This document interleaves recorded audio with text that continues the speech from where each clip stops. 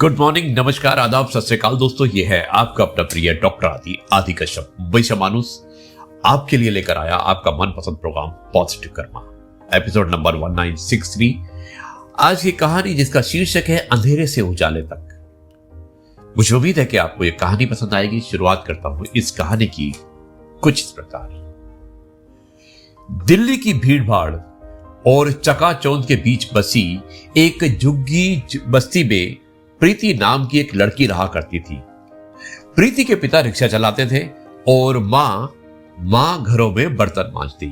घर में इतना भी नहीं होता था कि दिन में 2 बार खाना मिल सके, लेकिन प्रीति की आंखों में हमेशा एक चमक रहती थी। पढ़ाई करके अपनी तकदीर बदलने की यह उसके मन की इच्छा थी। रात को टिमटिमाती मोमबत्ती के नीचे वो पुरानी किताबों से पढ़ाई करती। कई बार मोमबत्ती भी खत्म हो जाती तो बस्ती की एकमात्र बिजली के खंभे के नीचे जाकर पढ़ाई करती। उसके दोस्त कहते ये सब बेकार है, झुग्गी की लड़की कभी अफसर नहीं बन सकती, यानी कि उसे डिमोटिवेट करते। लेकिन प्रीति हर बार एक ही जवाब देती कि अंधेरा चाहे जितना हो, सपनों का उजाला कभी बुझ नहीं सकता। दोस्तों, पढ़ाई के साथ साथ प्रीति घर का काम और छोटे बच्चों को ट्यूशन भी पढ़ाती। उसकी मेहनत देखकर पास के स्कूल के शिक्षक ने उसे पुरानी किताबें और कॉपियां दे दी। धीरे धीरे प्रीति पढ़ाई में निपुण होती चली गई। उसने तय कर लिया कि वो सरकारी प्रतियोगिता पास करेगी, यानी कि आईएएस का एग्जाम देगी। उसने सालों मेहनत की, संघर्ष और नींद रहित रातों के बाद आखिरकार प्रीति ने परीक्षा दी।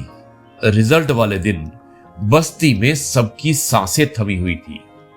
जब खबर आई कि प्रीति ना सिर्फ परीक्षा पास करके बल्कि टॉप रैंक में चयन हो चुका है, तो पूरी बस्ती गूंज उठी। जिस लड़की को कभी कहा जाता था कि वो झुग्गी से बाहर नहीं निकल सकती, आज वही प्रीति अफसर बन चुकी थी।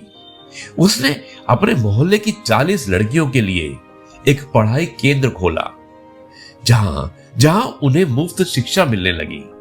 उसका मानना था मेरी सफलता तभी पूरी होगी जब मेरी जैसी और बेटियां भी उजाले तक पहुंचेगी। दोस्तों, आज प्रीति पूरे शहर के लिए मिसाल बन चुकी है। उसकी कहानी हर बच्चे को प्रेरित करती है जो कठिनाइयों से घिरा है लेकिन सपनों को सच करना चाहता है। दोस्तों, इस प्रेरक कहानी से यही संदेश मिलता है कि हालात कभी भी भविष्य की सीमा तय नहीं करते। मेहनत और विश्वास में जो अंधेरा होता है उससे उजाला बन जाता है। एक इंसान का बदलना पूरे समाज की दिशा बदल सकता है। याद रखिए, अंधेरा कितना भी गहरा हो, उम्मीद की एक छोटी सी किरण पूरे रास्ते को रोशन कर देती है। ये थी कहानी। मुझे उम्मीद है कि आपको कहानी पसंद आई होगी। अब मैं इस कार्यक्रम को यहीं पर समाप्त करता हूं और आपसे कहता हूं जय गुरु जी, शुक्राना गुरु जी।